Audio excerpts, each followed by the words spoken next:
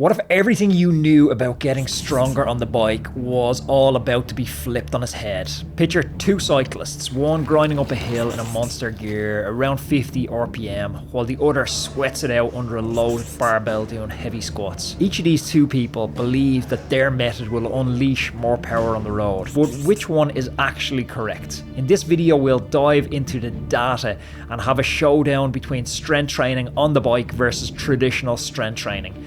By the end, you'll know which approach or combination of approaches are going to make you a faster, stronger cyclist. This is all backed by science and I give real performance metrics.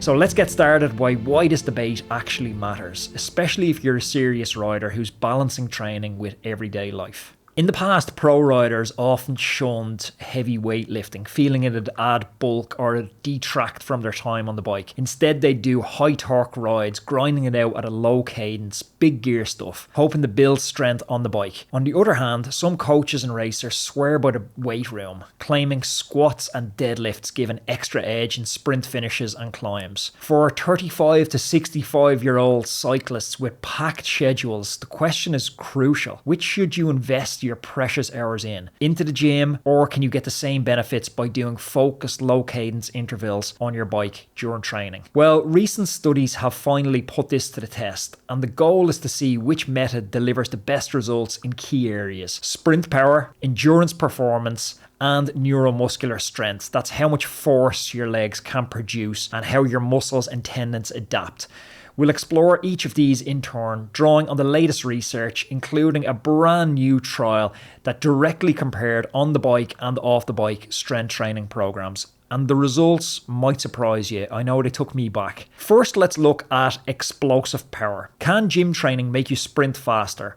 Or are all-out bike sprint efforts more effective? When it comes to smashing out big watts in a sprint, specificity seems to rule. A 2019 experiment by Christofferson et al. Pitted heavy strength training in the gym against short sprint interval training on the bike for well-trained cyclists. After 6 weeks, the differences were striking. The cyclists who hammered 6-second all-out sprints on the bike boosted their peak sprint power by about 4 to 6%. Whereas those who only did heavy squats saw only a mere 1% gain. Even in a fatigued state, like after a long ride, the sprint train powered group, the jump they had, it far outshone the gym control group. About 6% versus 2% in 6-second sprint power. So the message seems to be clear. If you want to sprint faster, have a finishing kick that outstrips your peers, jump better out of corners, practicing max sprints on the bike produces a bigger increase in sprint-specific power than lifting weights. You might be wondering why that might be. Sprinting on the bike is, if you think about it for a second, it's a highly specific, complex movement. Nothing really recreates it. It recruits muscles in the exact firing patterns needed for cycling. Weightlifting, in contrast, it builds general leg strength, but it's not as movement specific. In the study, the gym group did get stronger. Their 1 rep max in the half squat went up an impressive 9%. The sprint-only group actually saw no gain in that squat strength. However, bigger squat numbers didn't translate to better on-the-bike sprinting in the short term. Our results show a high degree of specificity, the authors concluded. In other words, you improve what you train. Lifting made them better at lifting. Sprinting made them better at sprinting. It's worth noting that both groups maintained their endurance in that 2019 study. Neither had an edge in the 5-minute all-out cycling test or in cycling efficiency. So the heavy strength training, it didn't harm aerobic fitness. That is a common concern, but it didn't boost it noticeably in just the 6 weeks either. Sprint training, meanwhile, dramatically improved explosive power without adding any gym strength. So for pure sprint performance, on the bike sprint intervals are king, but sprint power isn't everything. What about longer efforts? It is worth noting that both groups maintained their endurance in that 2019 study. Neither had an edge in 5-minute all-out cycling test or in efficiency levels. So the heavy strength training did not harm aerobic fitness. That's a common concern, but it didn't really boost it noticeably either. Sprint training, meanwhile, dramatically improved explosive power without adding any gym strength. So for pure sprint performance, on the bike intervals are king, but sprint power isn't everything, folks. What about longer intervals and overall endurance? Here's where things get interesting. Traditional thinking was that lifting weights might not help endurance much, but research in the last few years suggests otherwise. A comprehensive 2021 study by Vickman and Ronstedt explained concurrent strength and endurance training in cyclists and found clear benefits. Male and female cyclists both improved their cycling performance by adding strength workouts to their routine compared to doing endurance training alone. In fact, the gains spanned multiple areas, from better cycling economy, that's using less energy at a given pace, to higher peak power and prolonged time to exhaustion in rides. Critically, this applied to well-trained athletes, not just untrained newbies. The authors even noted that, contrary to the old fears of bulking up, that's increasing muscle cross-sectionality, as they put it, is actually an important adaptation that correlates with improved cycling performance. In other words, a little extra leg muscle, think stronger quads and glutes, can help you push harder for longer, as long as it is functional muscle from strength training and not just added body fat. So gym work can enhance endurance performance through improved efficiency and fatigue resistance, but can on the bike strength style training do the same? A 2024 study by Heps et al. Suggested it can, maybe even more directly than weights. They put two groups of well-trained cyclists on an 8-week polarized training program. That's a mix of high-intensity intervals and lots of easy riding. The twist: one group did all their intervals at a normal cadence, self-selected around 80 and above, while the other group did the hard intervals at low cadence, 50 to 70 RPMs, to emphasize higher torque. The results: they shocked me. The low cadence group saw significantly greater improvements in aerobic capacity, including a bigger jump in VO2 max and maximum aerobic power. Essentially, those heavy gear intervals caused extra adaptation, boosting the engine more than the same intervals at self-selected cadence. This suggests that incorporating on-the-bike strength efforts like torque intervals can improve endurance and VO2 max, acting as a form of strength stimulus without having to leave the bike. Another piece of evidence: classic strength training studies have repeatedly shown benefits to endurance. For example, multiple experiments saw cyclists increase their time to exhaustion at high intensity by 17% or more after adding 8 to 12 weeks of heavy leg training. Others found improvements in cycling economy and threshold power, meaning you can hold higher power output before fatiguing for up to a 60-minute period. That was after doing a strength training program. The key point is that whether you lift heavy or you grind big gears, adding some form of strength stimulus can make you a stronger endurance rider, not just a better sprinter. Okay, that doesn't really answer the question though as to which one we should be doing. Is one method better than the other for endurance?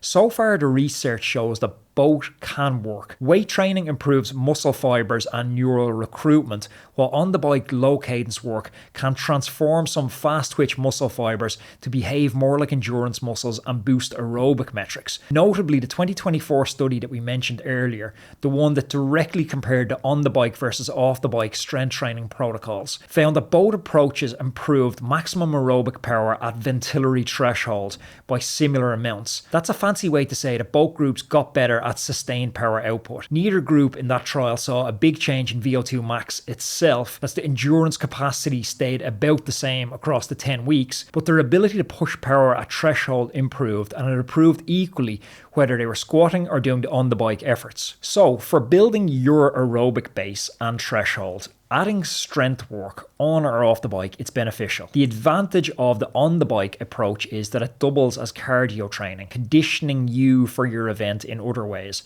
But the gym might target specific weaknesses better. It's a draw for me in this category. Both methods can support your endurance gains when done correctly. Folks, excuse the brief interruption. We'll be back at the video in 30 seconds. I want to tell you about an amazing free resource I've built for the community. If today's video sparked a few light bulbs, if you're thinking, okay, I get that strength training matters, but how do I actually train it properly? I've put together something to help you. It's for those who want to get stronger on the bike. If you're looking to boost your sprints, hold more power in a time trial, or just stop fading at the end of a long ride or group spin. What I've put together, it's called Get Strong, and it's a free 7-day email series that dives into the exact strategies, tools, and training principles which will help you to build effective strength on the bike. Strength that actually transfers into your cycling. We're not talking about generic gym workouts or stuff you can get online or endless low cadence sessions. This is a practical, science-backed stuff tailored for cyclists in their 30s, 40s, 50s and beyond. And it's designed to slot right into your existing training without burning you out. Over the next week, I'll be in your inbox. I'll send you a short email, probably a 3-minute read each day, breaking down what the research actually says about getting stronger, what to avoid, how to train smarter, and finally how to turn that strength into speed on the bike. There's no spam, just solid advice that you can use right away. You can take the session and go and do it that evening. 1 email a day for 7 days. You can sign up at roadmancycling.com/get strong. I'm going to put that link down below in the description. It's completely free and the first email should land in your inbox within a couple of minutes. All right, let's get back to the video. But if getting stronger is one of your goals this year, you know where to go.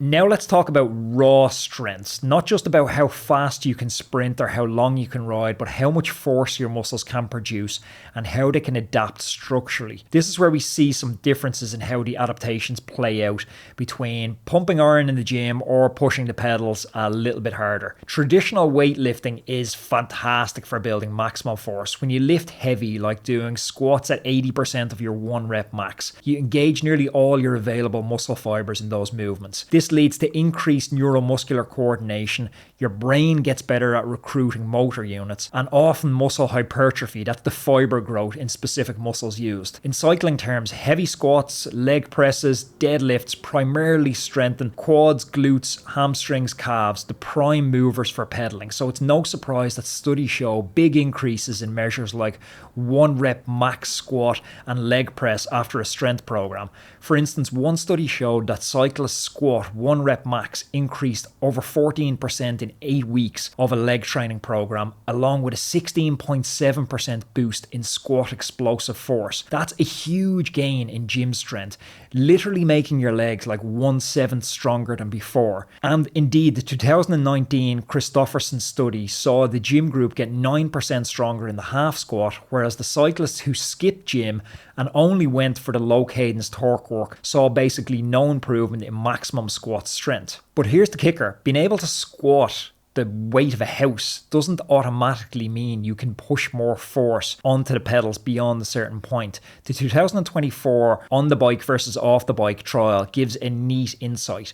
Both groups, gym and bike, improved what the researchers called MDF, maximum dynamic force, which is basically a measure of how much force they could apply in a cycling specific movement. No significant differences were found in any strength or performance parameter between the two groups, meaning the on the bike strength training group matched the gym group's gains across the board. However, there were some nuanced differences. The on the bike group improved their pedal specific peak force slightly more, whereas the gym group gained slightly more in pure leg press, squat strength, and saw a larger increase in quadricep muscle size. The on the bike trainers did get some muscle growth too, enhancement of quad size, but also showed gains in tendon thickness, like that patellar tendon. This could imply that cycling-based strength training might lead to adaptations in connective tissue, possibly making tendons stiffer and more efficient, whereas traditional lifting leans more towards muscle hypertrophy.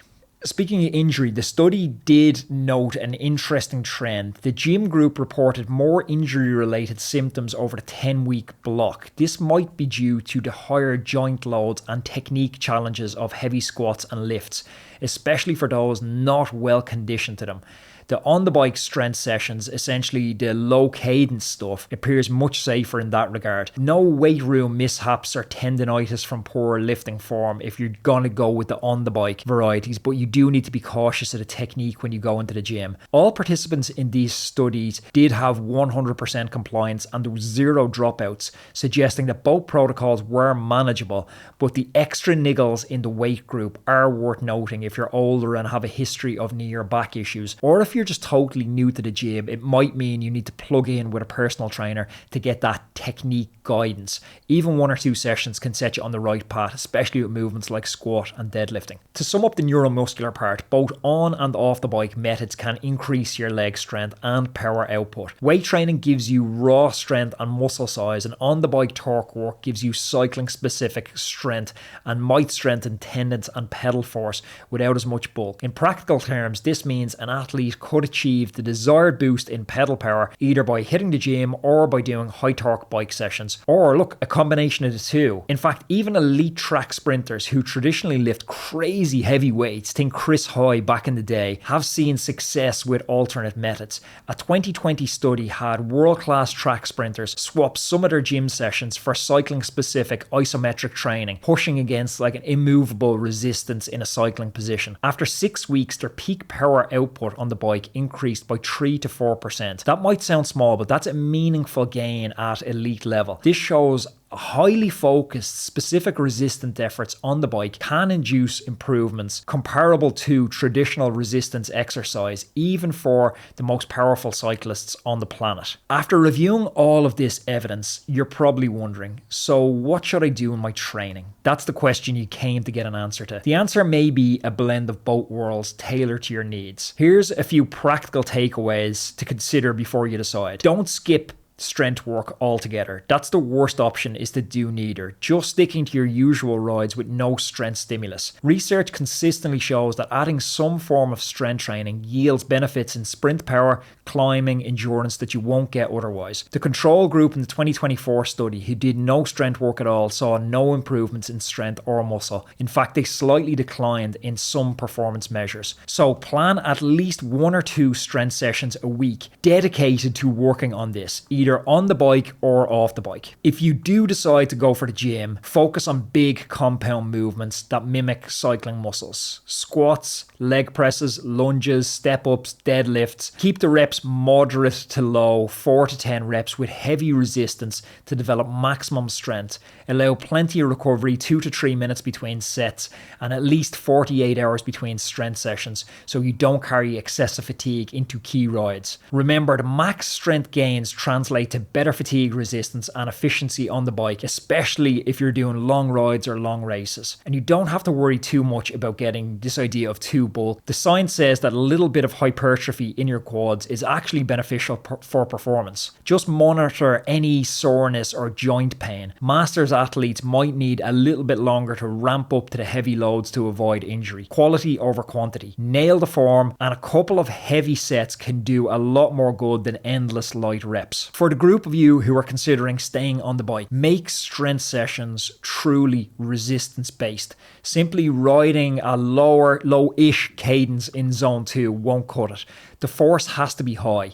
In fact, a recent study cautioned that traditional low cadence muscle tension rides, like grinding at 50% of your max force in zone 2, probably aren't intense enough to cause a neuromuscular gains. Instead, try workouts like standing starts or big gear intervals. For example, from a near standstill in a big gear, sprint all out for 10 to 15 seconds. You'll be at a very low cadence initially, pushing enormous torque. Try to do 4 to 6 sets of these efforts with full recovery. That's 3 to 5 minutes between each. These mimic the all-out bike study that we talked about for that 2024 study. Another approach is to find a short, steep hill, roll almost to a stop at the bottom of the hill in a big gear, then surge hard for 20 seconds. These efforts should feel like leg presses on the bike. They'll engage the same high threshold muscle fibers that a heavy squat would. Research shows that this kind of high torque interval can boost your power and even your aerobic capacity if integrated into a training block. Finally, a classic, strengthies. Milan San Remo podium finisher Alan Davis used to coach me,